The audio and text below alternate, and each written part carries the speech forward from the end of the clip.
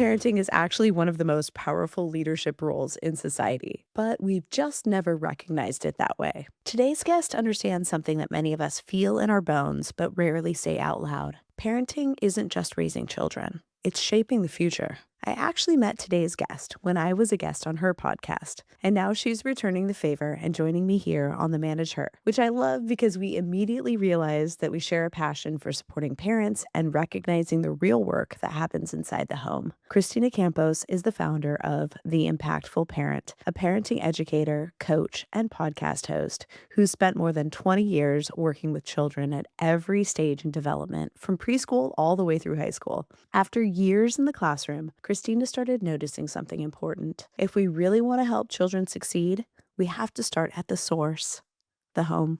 So she made a bold move. She left teaching and created The Impactful Parent, an organization dedicated to helping parents navigate the real challenges of raising school-age children through her podcast, coaching, social media, and her free parenting app. She's giving parents something we all need more of: practical tools, perspective, and support. She's also the mother of 4 children spanning a wide range of ages and experiences. So she brings both professional expertise and real-life parenting wisdom to this conversation. Kristina, I'm so happy to have you here today at the Manager. Thank you so much for being here with me. Yeah, thank you. Oh my gosh. So, Kristina, you spent more than 20 years working with children in the classroom across every grade level, like from preschool to everything, right? So, Yeah. what did you start noticing about the connection between what happens at school and what happens at home? Oh my goodness. Well, I mean, right away, it just what that's why I wanted to go into this profession is it all starts in our home and we're just all trying to do our best and it's just exhausting and nobody ever talks about and gets any help and this whole parenting thing. I feel like that's where I really saw the disconnect is the kids were coming into the classroom bringing all the stuff they had from home, and I don't think the parents really got it, and so I wanted to bridge that gap. I love that. So, at some point, you made a really big leap, leaving teaching to focus on helping parents directly. What did you see that made you realize that the real leverage point was the home? Was there like a Oh, specific thing? not really anything specific. It was really, like, my own experience with my own 4 children, all of them being so, so different, and just from different it's amazing how you can think that you got it all figured out with one kid, and then the next one comes along and nothing works. I think that's really where it started coming from, and then to jump into the impactful parent was just it's it was life throwing, curveballs at me, kind of out of necessity. I needed a shift out of teaching.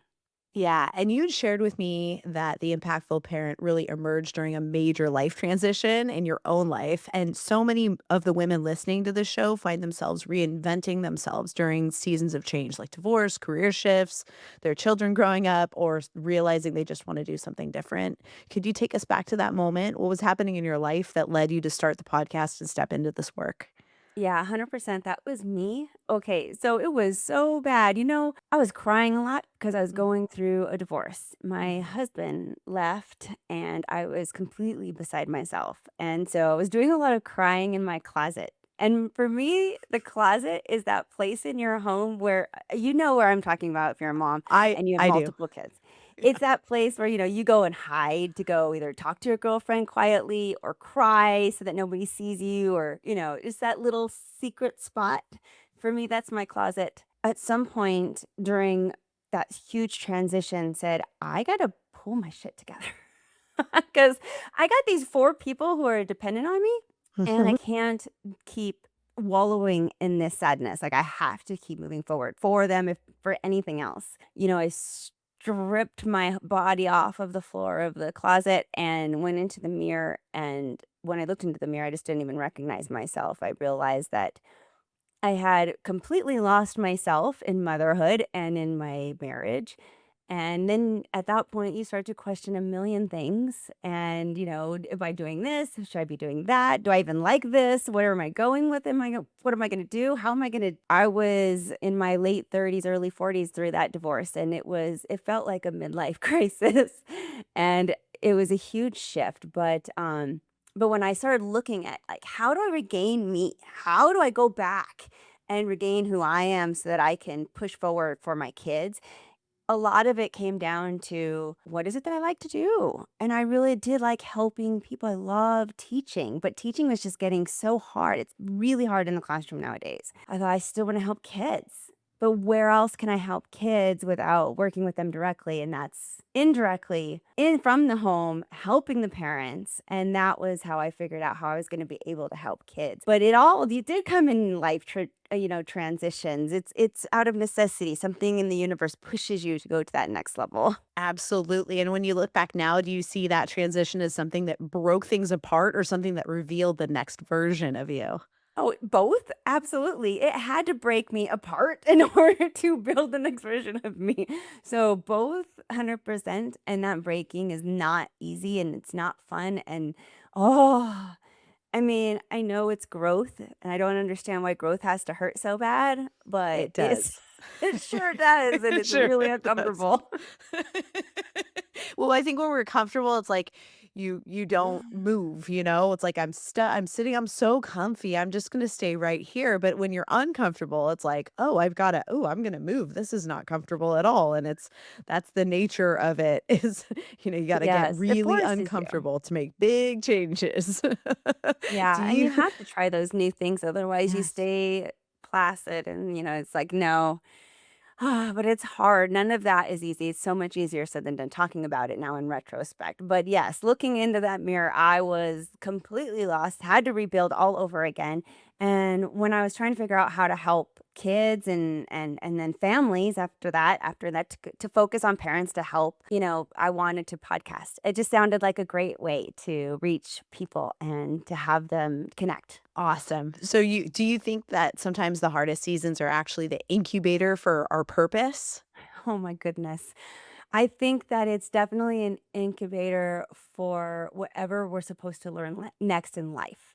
Like, I don't know if that's your purpose necessarily, going through something really, really difficult, but it is sent to you for something to learn, to grow from it. And, the lessons, like I said, hurtful, hurtful So, things. so painful for real. So, on this show, we talk a lot about invisible labor, especially the mental and emotional management that happens inside families. Do you think parenting is one of the most overlooked leadership roles in our society? 100%. Again, that's all we do as leaders. And when we run households, it is just like running a business more than anything else. And you are multitasking. And I think that a lot of moms who aren't naturally gifted in multi management and entrepreneurship, they need to give themselves a break because that is a lot of what motherhood is and scheduling and assigning and delegating projects and things. And if you don't delegate, then you're doing everything yourself. And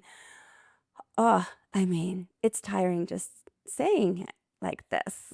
So yes, please give yourself grace if that isn't your strength because it's exactly what motherhood looks like.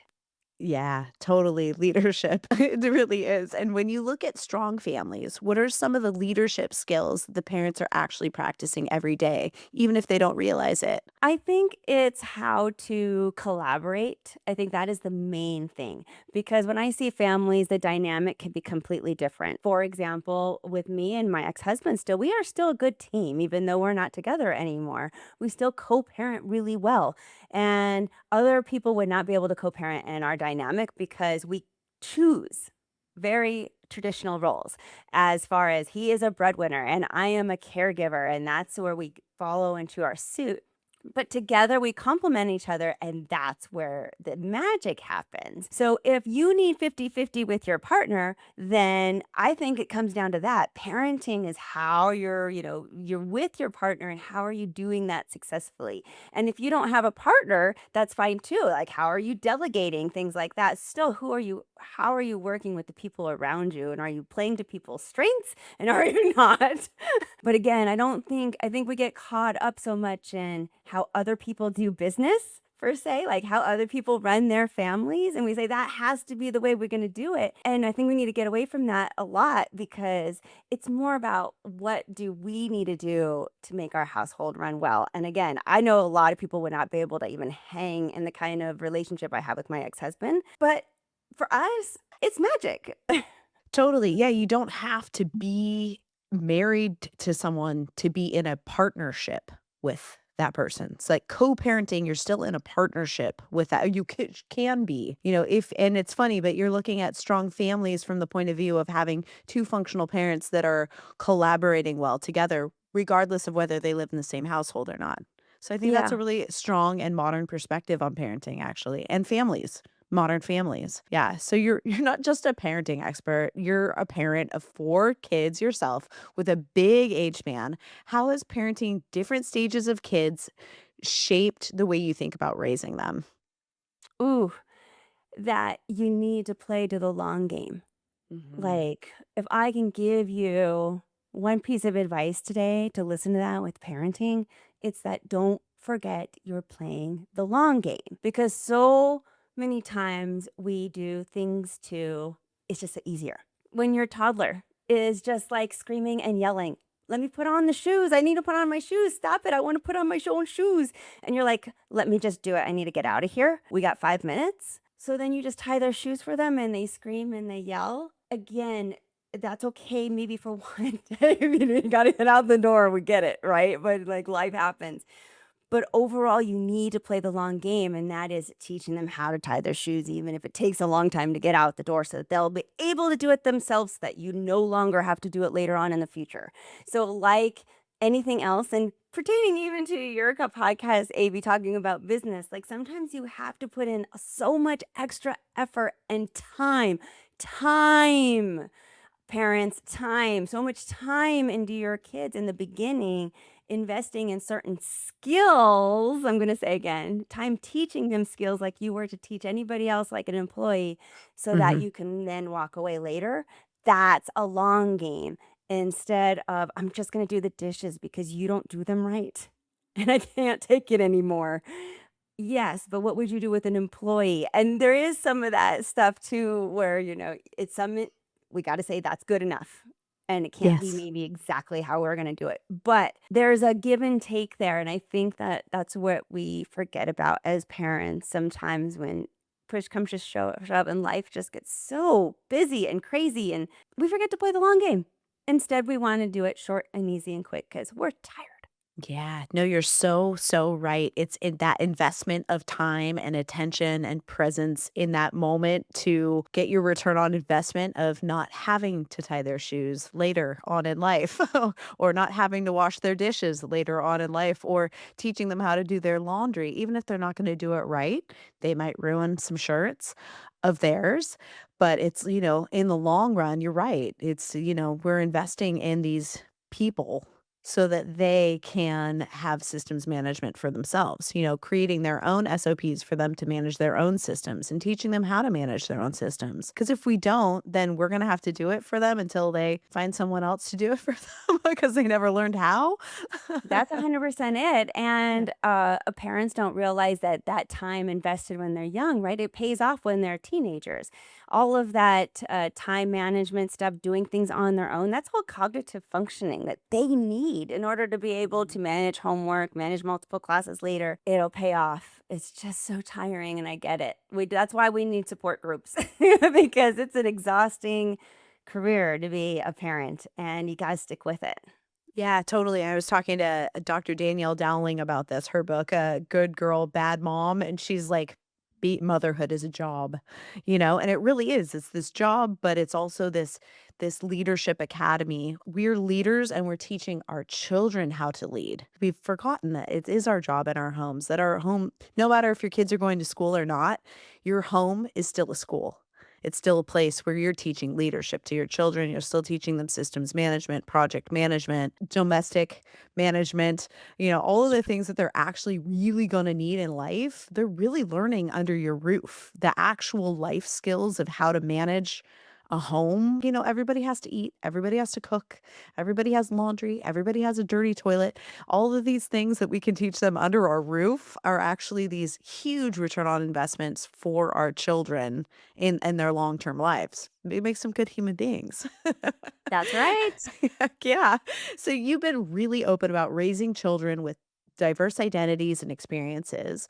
What has parenting taught you about meeting your children where they're at rather than where we expect them to be? I think that it's just so important to see them. That's how they get seen, is when you meet them where they're at. When we're assuming that they need to be somewhere else or how they expect to be that you're talking about, we're projecting. And when you meet somebody where they're at, you're actually seeing who they are. I go through there's like pillars of parenting that I talk about, all the time, but one of the pillars of parenting that I talk about from time to time is acceptance, and that your child really needs to feel like they're accepted by you and their authentic self. This is especially important for toddlers, teenagers, and girls between the ages of like 8 and 13 who are discovering who they are and trying on different hats to see what fits them best, right? And they want to know, as their parent, that you're going to accept them for whoever they choose to become. They want their parents to look beyond their choices, their grades, their choice of friends, their music, their clothes, and truly accept them for who they are inside. And that's where meeting your kid where they're at and not pushing them really comes into what play, and why it's so, so important for them. I love that. That's so beautiful. I feel like it's the same thing in like a beautiful partnership too. Honestly, like when you're husband and wife and you can just see each other for who you are and accept each other. That's something that has just been revealed to me in this season of my life. And I'm like, whoa. But yeah, I love that. I feel like it was always really easy for me to see my kids and meet them where they were at. Like just love them as little people and who they're becoming as human beings as they are moving on their journey towards adulthood. It's just amazing. Yeah, that's such good advice. I love that advice. You built the impactful parent ecosystem, coaching, podcast, resources, and now a free app for parents. What gap were you trying to fill for parents that you felt wasn't being addressed? I think help in the middle of the night really was what I was trying to do. A place where somebody can go and just get an idea and some resources of where to be. And that's what I created the Impactful Parent for, because that was me. I was having trouble with all of my children. Well, not all of my children, but at one point in all of their lives, that kid will challenge you. Every kid is going to challenge you. So if they haven't challenged you yet, they're going to. It's coming. And when you're going through that challenge, whatever you're doing with whatever that kid does, and again, it doesn't make you a bad parent. This is just parenting. We all go through challenges in our parenting with each of our kids. Some of us more than once, right? But I felt alone when I was going through mine. I was like, why are we alone? I know other people are going through this. I know I want to go online, but I don't have time to read a million books about what to do. And then I felt like I don't know what resources anymore were really what I wanted to trust. I mean, people parent so differently. That's where I was coming from. I was coming from, let me help parents so I can help kids so we can make better kids in the future. But let's help parents because it was such a lonely place for me and myself too. That's where the app came into play, because I thought, when I know I did my most of my worrying in the middle of the night when I couldn't sleep. Mhm. And you wake up in the middle of the night and you're like, what do I do? I don't want to scroll. You don't want to go on the Google machine because that could be a scary hole into darkness. And so that's where the app was born, was like, well, maybe if people who resonate with me and my parenting and what I have to put out, because again, I don't resonate with everybody, but if you resonate with me, I'm going to give you a platform where you can go through and find just about anything that you might be looking for, some tips and advice, some things you might want to try, and then resources for you as a parent and whatever you might be going through. From, gosh, the app has so many things, from how do I get my child to stop procrastinating, to what do I do about ADHD meds, to what's a good curfew. I try to hit like so many topics so that parenting doesn't have to be lonesome and scary anymore. We have at least something to go off of. I love that. What kind of challenges are you seeing parents coming to you with right now? Right now, I see a lot of LGBTQ parenting troubles because it's very difficult, especially with everybody's different belief systems and the kids' belief systems. And there's been some clashes and just how things are progressing in the world. It's a difficult topic and it's very sensitive. So I see a lot of that.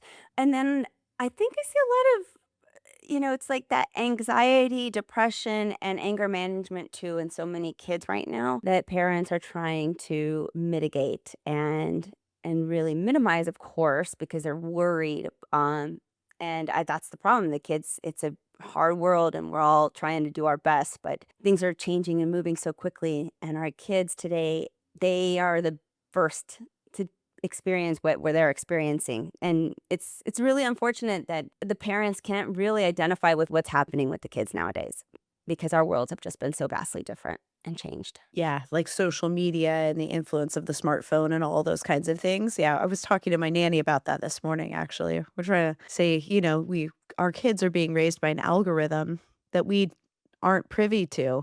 So that's like, Mhm. how do you, it seems like a pretty challenging thing. Sometimes it's Yeah. just like, oh, take the phone away, take a break. What do you do? Oh, it's hard, and I scaffold a lot, which is like, present my kids privileges in different, like, you give a little bit, then you give a little bit more, that's a little bit more, that's scaffolding, depending on how they do on, "Oh, you did good here? Okay, now you're ready for this responsibility," and you get to add a little bit more. But it's so hard. See, our bullies back when Mhm. I'm a Gen Xer, so like Me I'm too. gonna be 50 this year, but our bullies were at school, and today our bullies are in our back pocket. The phone is their detriment, but it is also our social lifeline for children. And so there's these really horrible oxymorons happening where, like, yes, you want to take away all this electronics, but in reality, the electronics will never go away. So we really have to teach kids how to manage their electronic anyway, because we got to just give them the tools they need to navigate it, because we can't actually get rid of electronics. We can't actually eliminate it. I mean, such a small percentage of people can go and live with no Wi-Fi in the wilderness and take their kids with them. So unless you can do that, now we're talking about teaching them how to navigate a world that we never learned how to do when we were that age. And so it's like we're coming from this higher wisdom, but not really because we never really experienced it. And so again, it's just really difficult. Parenting is hard right now. Oh, so hard. So yeah, well, it's just we're so out of our element. It's not like we're raising kids that are living the same kind of in the same kind of world that we lived in the Mhm. in the 90s, you know? It's quite different now. It's quite different. So I'm glad. Dare you giving those kinds of tips on the app? Oh, so I'm many, there. and there's all Good. kinds of how to manage, social media, Ooh.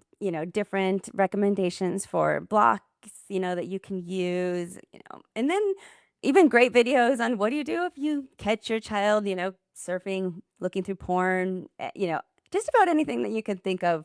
I've made a topic on. There's some help. That's awesome. Yeah, that really is awesome. It's like, we all need this right now. So you started podcasting at the same time you began building this business. Many women are discovering that podcasting can actually be a form of entrepreneurship. How has podcasting supported or shaped the growth of the impactful parent? Well, it's my most fun thing. I love it. I'll say that. I Yeah. love the interviewing. So shaping it, and it's been how I get to meet people, and more than anything it's how I get to connect with my audience.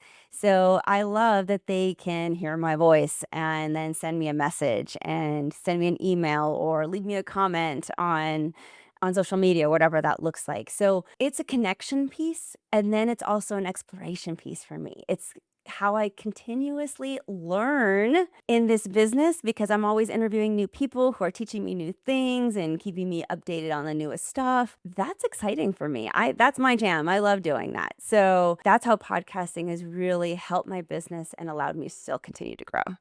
That is awesome. Yeah, I find the podcasting part of it to be so fun. Well, I'm a social animal and I love meeting new people and you really can meet so many people, so many cool people podcasting, just like you. Podcasting is interesting because you're not just building a business, you're also contributing ideas into the broader conversation of society. Do you see podcasting as a form of leadership? Of course. Yeah, I Yeah. do. Some of the podcasts out there are not necessarily, they're good and bad leaders, or I should say negative and positive leaders, or leaders that you resonate with and to leaders that you don't. But I definitely think they're all leaders of some sort. It's about giving people a voice, and it does allow you to do that. Podcasting does allow you to amplify your voice and find the followers that resonate with you. So in that, we're definitely thought leaders and leaders in just verbal expression. Like, we're creating that platform and saying, "Come on and tell us what you think." Heck yeah. Yeah, when someone starts a podcast, they're essentially lending their voice to the collective consciousness and they're shaping how people think about parenting and family and relationships. Did you realize that responsibility when you first started speaking into the microphone? No, I don't think so. I think in the beginning, I was doing it just to get my word out, be like, "Hey, I'm out here, anybody?" Like, "Hello?" And then over time, because in the beginning, it's like throwing spaghetti at a wall. You wanna see what sticks and what you enjoy, and I wanted to do something different, but it's really grown to be something cool and very, very advantageous. Yeah, I love it. For the women who are listening who might feel called to start a podcast or share their voice, what would you say to someone who feels like they have something important to say, but they're not sure exactly where to begin? I would say that podcasting is way easier than you think.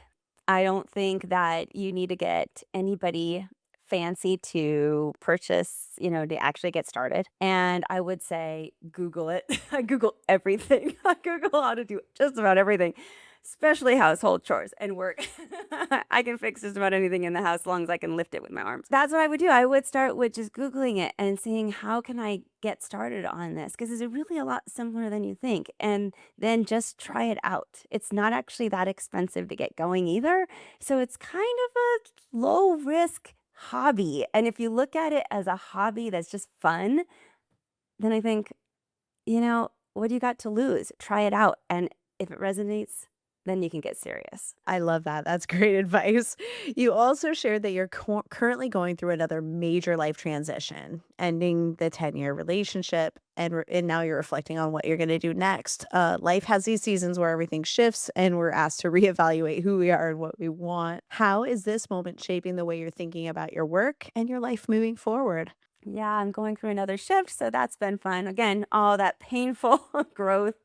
And this time around, I'm trying to recognize that painful, scary place that sometimes you can get into in big transitions is really just the universe pushing you into your new version of yourself. And so this time I'm trying to really stay open to the possibilities of what might be coming. I'm trying to stay flexible with where I think people might need me in future. So it's never whatever is what you think it's going to be. Whatever plan I have in my brain, it never works out like that. It's always a version of something. And so this time I'm trying to be smart about that and just remember that it's not going to be exactly how I think and or imagine in my brain. That it's gonna work out. It's gonna be fine. And just to roll with it a little bit and be open to all those possibilities. Yeah, I love that.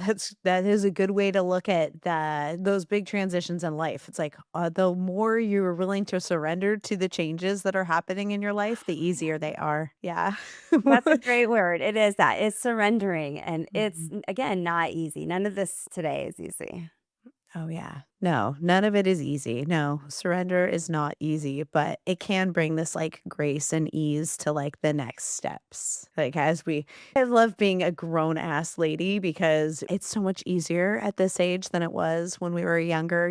Like I bet your first divorce, like 10 years ago or however long ago Mhm. it was, the last decade, how much more difficult it was the first time around because, we're just in a different place. We're so defined by our relationships in our 30s. And as we become the women that we're becoming, it seems like we handle these transitions with more grace and more ease and more surrender. And it just seems like this natural thing for us as women. Yeah, I definitely feel this time around. I take comfort knowing that I survived it the first time and that Mhm. I could do it again. I don't know why that makes me feel more comfortable about it, but it does make me hold the pain and uncomfortableness. And I say pain because it literally hurts your chest, like heartbreak and change like this literally is chest constricting. It's ridiculous how your nervous system does that. But to recognize it this time around and not let it completely consume me. And this time I got way better coping mechanisms, to lean on too and things like that. So I think all that's really important to remember as we grow. We got we can do this. Yes, we can do this. Yeah, change happens. It's a big part of life. And it's one of those things that, the more resilient we are as parents and as leaders too, because it does, our ability to make transitions in life with resiliency really affects our people. And it's nice that you're feeling more resilient in this transition this time around Yeah. for your people, for your children. Yeah. Yeah. Yeah, it's good. I'm proud of you. So when you look ahead to the next season of your life, what feels the most exciting or the most unknown right now? Ooh, I think all of it feels exciting. I do feel like because I do like change, I do like things new and changing coming in. I love growth. So it's just this part that you're in I'm in right now is the crap season. I wish we didn't have to go through it to get to the other side. But I think I'm looking forward to you know what I'm looking forward to? I'm looking forward to being able to breathe. You know, when you're so stressed out and you're going through really big, hard times, like right now, I've been having a hard time breathing and just like, Mhm. because life just feels really heavy on my shoulders, on my chest. That's what I'm looking forward to. Yeah. Like that's when you know that it's okay again. When suddenly you're like, ah, I can breathe. Like this feels right. I'm going in the right direction. It's not even about where I'm going, it's about that I'm going there. And so, like, Abs I know we talk about that a lot, the journey, but, it's such cliche, but it is that's what I'm gonna look forward to, because since I don't know where I'm going, I'm not looking at being excited about that end goal. Instead, I'm trying to focus on, I'll know when, because 'cause I'll be able to breathe again. Yes, you will. You'll be able to breathe again. I remember that point because I divorced in my 30s, and I remember the exact moment. I remember the moment that I woke up and I was at my dad's house is the day after I was like, this is done. And man, the world was in Technicolor. Like the sky was so blue and the grass was so green, and the world just felt lighter and brighter. And I was like, wow, I made it. I made it. And there was still like a lot of healing to do, but I had made it through like the hardest part of the storm in my life. And yeah, you're on the journey, girl. I'm proud of you. You're getting there. You're almost there.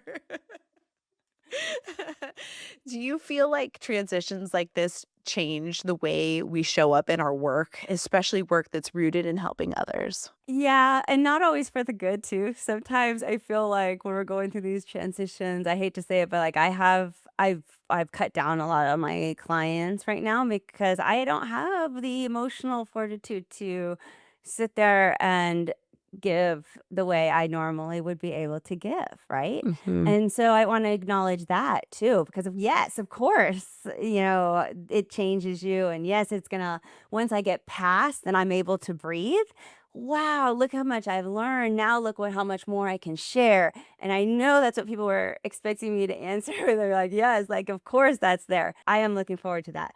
But right now, also, we're people too. Like, you're a therapist, you're a coach, you're teachers, you're, the doctors that you go to, you're all your service workers. They're people too. And it does affect work. And I think a lot of times we don't give ourselves the grace we need to realize that it's okay to do that. Now, it can't affect my work forever. Like, you can't let that happen. And so you have to kind of put boundaries on yourself. I think that's also important. But yeah, I mean, it's a balance, right? You need your boundaries and you need to let yourself go and do it and acknowledge that it's going to affect your life. Yeah, I mean, having the boundaries around allowing yourself to take the time to process your emotions when you're going through something big takes a lot of emotional intelligence, and that's also a leadership skill. So, you know, good job. Good job for recognizing that, and good job for giving yourself the time and the space that you need to process what you're going through right now, because you're going to take all of this experience and it's going to turn into something beautiful on the other side. It will be something that will be, you'll be able to give and help more on the other side of it. But sometimes we have to take the time, be like, I'm in a season of my life where I need to, even trees need to lose their leaves sometimes just to protect themselves. Yep. That's Yeah, it. that's exactly where you're at. Absolutely. So, parents today are navigating a very different world: technology, social media, cultural shifts, and mental health challenges. What do you think is the biggest thing parents today are getting right? Ooh. Effort. I Oh, think there is a lot more parents out there giving out 100% effort than they used to. They may not be doing it right, but the effort is there, and I really feel like that should be applauded. We complain about hover parents and helicopter parents. Again, they're not necessarily doing it right, but thank God for them caring a lot about their child. And I think that is one thing that is going good right now. I don't think, I mean, there's always going to be bad stuff, but parents are caring. The next step after that is I wish more parents would seek help. And that's going to be the sad part of this double-edged sword is I feel like there's more parents that care but less that are actually getting the help that they need on it. Which is why I have the impactful parent because there's a stigma about asking for help with parenting, and it's also really hard to find somebody who resonates with your similar type of parenting style. So I think there's a lot of things there that's hard for parents just to get help. But they care enough, but they just sit there and then there's a lot of spiraling in the home. Like they're just sitting there going, I wish I knew what to do. I wish I can get them to stop whatever. But they're stuck, but they don't stop caring. yeah, yeah, it's totally you're so right. There's a lot more effort than there was with our generation. I mean, our parents were just busy and gone. We were the latchkey kids, totally different generation. And I really do think across the board, the parents right now are putting in the effort. They really do care about their kids. That's nice. That's really It is nice. nice. It's really nice. You're a Gen Xer. You're like, that's nice. Like, good Somebody job. cared. You guys actually care. That's so cool. But yeah, you're right. I think we can use technology to bridge the gaps in having resources for parenting, just like you're using technology to bridge that gap and create resources for parenting. There could be more and more of that would be available in very different parenting styles for so that everybody can have their flavor of parenting. There's room there for that. There Yeah. really is. And I do think technology is going to fill a lot of these educational gaps for people. I'm hopeful that we use the technology that's available to educate ourselves and get better and better as people, as parents, as leaders, as women, as mothers, as fathers. I really do. I think that there's huge potential for us there. But what is one mindset shift that could dramatically improve family life for parents who feel overwhelmed? That's a good question. Honestly, I'm having a trouble just narrowing it down because I feel like there's so many things I would love to say. Unfortunately, the one that comes to my mind, I'm like, oh god, I want to edit this out. Is Go for um, it. it's not your life to live. You Mhm. may have given a life, but it's not your life to live. And that one really is hard for parents because we have a sense of ownership over our children. I mean, we all do. I do too. I mean, we just like we birthed them, we made them, they're ours. Like there's something about it. Like there's an ownership and we want so much for them. We love them so grandly that we want them to have like all the best things in life and that's the thing. And we forget that it's not our life to live. At some point we have to let go. That phrase that we might have given a life, but it's not our life to live. I come back to it a lot in my parenting over the years, and it helps me to remember, even though it's kind of sad, that my goal here is not to keep this person forever. It's actually to let them go. And parenting is about letting them go little by little by little and equipping them with the tools they need to be on their own because it's not our life to live. It's so hard, like, when my kids made choices that I did not want them to make, I'd have to be like, "Oh, it's not my life to live," that they wanna quit that team and take up this, and that's a big mistake in my brain, like, but it's not my life to live," and, so again, I say that so much just to remind myself that my children are very autonomous beings, and if I were to honor that more, that actually things end up kind of being okay. Like, it's when I try to control them and push them in the direction I want them to go to, that really I find the most trouble, but really it's not my life to live. I'm really here just to give them birth and give them guidance and give them tools. Absolutely. I think that's beautiful, actually. I love that.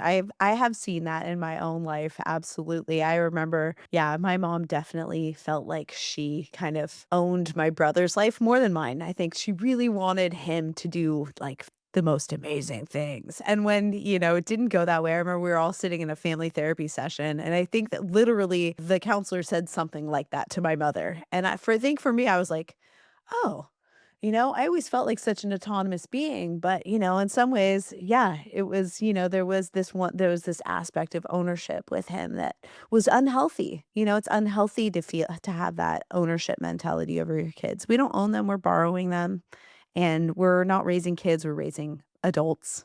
Mhm. Ultimately, I hope my kids grow up to be very successful adults and they can adult very well and have good relationships and communicate with people and be good parents. But yeah, I think that's lovely advice. If every parent listening today could do one small thing differently tomorrow, what would make the biggest impact on their children? Spend 15 minutes with each one of your kids by themselves a day. I love it. 15 minutes by themselves, though, by themselves. No spouse, no siblings, you and that kid. 15 minutes. I love it. We call those dates. Yeah. Have a It's date. really actually hard to do it consistently every single day. And you Mhm. think 15 minutes isn't very long, but it's really just a check-in. I recommend the car, by the way. If you're in the car with them alone, I recommend the car, but go for a walk, do it before bedtime, do it in the morning, but just you and that kid.